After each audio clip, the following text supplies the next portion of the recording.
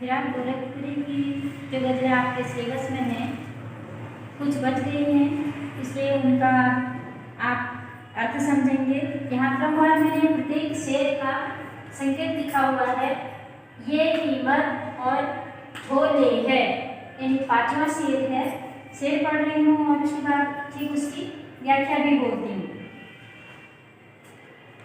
ये कीमत भी अदा करे है कि हम बदुरस्ती है होशो हवास तेरा सौदा करने वालों दीवाना भी भोले है। यहाँ शायर अपने ईश्वर रूपी प्रेमी को संबोधित करते हुए कहता है कि हे मेरे ईश्वर रूपी प्रेमी, मैं पूरे होशो हवास में रहते हुए तुमसे प्रेम करने की कीमत चुका रहा हूँ। अर्थात हे मेरे ईश्वर, इस संसार में नास्तिकों के बीच रहकर भी मैं तुम्हारी आराधना करता हूँ और सांसारिक जन नास्तिक हैं, इसलिए वे मेरा मजाक बनाते हैं। तेरा सौदा करने वाले दीवाना भी भोले है। वैसे तुम इतने श्रेष्ठ हो कि मैं तुमसे सदैव प्रेम करता रहूँगा या तुम्हारी आराधना करता रहूँगा।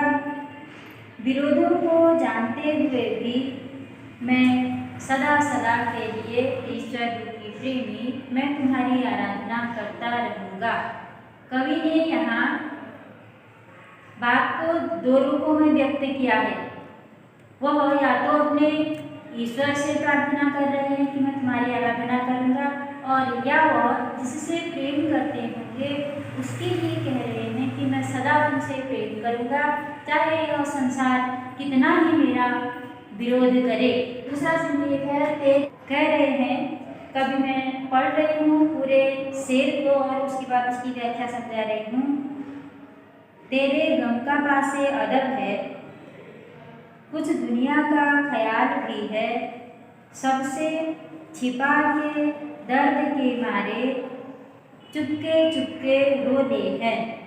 फिर अपने ईश्वर रूपी प्रेमी के बिछड़ने से कवि को जो वियोग हो रहा है, शायर को जो वियोग हो रहा है, उसी को व्यक्त करते हुए वे कहते हैं कि मैं तुम्हारे वियोग में बहुत दुखी हूँ, परंतु फिर भी मैं तुम्हारा बहुत सम्मान करता हूँ।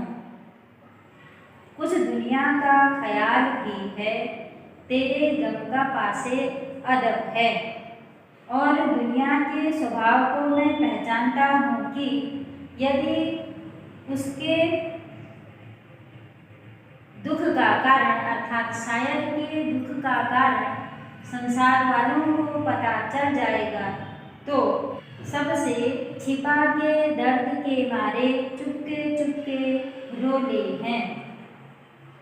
हे मेरे ईश्वर रूपी प्रेमी, तुम्हारे बिछोह के कारण, तुमसे दूर रहने के कारण मैं जितना परेशान हूँ या तुम्हारा दूर होना मेरे लिए जितना दुखी हुआ है, उस दुख के कारण मैं बहुत व्यथित हूँ, लेकिन मैं संसार को अपना दुख व्यक्त नहीं कर सकता। इसलिए चुपचाप रोता हूँ। चुपचाप रो लेने से तुम्हारे वियोग का यह गम ऐसा प्रतीत होता है कि कुछ कम हो गया है। फितरत का और डैश डैश खोले है। किताब में इस प्रकार यह शेर है, फितरत का कायम है तवाजुन आलमो उसने इश्क से भी उसको उतना ही पाते हैं खुद को जितना खोले हैं। प्रेमी के लिए भी कवि यह बात कह रहा है कि प्रेम और सौंदर्य, हुस्न इश्क कह रखा है। हुस्न माने सुंदरता और इश्क माने प्रेम। जब कविता आरंभ हुई थी, मैंने आप लोगों को कुछ उर्दू के और कुछ फारसी के शब्दों को अलग समझा करके कहा था कि कौन सा किस भाषा का शब्द है। यहाँ हुस्न और इश्क शब्द आया है। अगर हम इश्क ही शब्द को हिंदी में बोलेंगे तो प्रेम हो जाएगा, और हुस्न शब्द को हम वह सौंदर्य हो जाएगा। कि प्रेम और सौंदर्य के संसार में भी मनुष्य की प्रवृत्ति का महत्वपूर्ण स्थान है। मनुष्य किस प्रकार के स्वभाव वाला है, यह सबसे इम्पोर्टेंट है, महत्वपूर्ण है। उनको उतना ही पाते हैं खुद को जितना खोते हैं। कह रहे हैं कवि कि जो मनुष्य प्रेम में स्वयं को जितना अधिक समर्पित करता है वह उतना ही अधिक प्रेम पाता है, इष्ट पाता है। क्योंकि कवि ने पहले ही सौंदर्य और प्रेम का बहुत गहरा संबंध बताया है।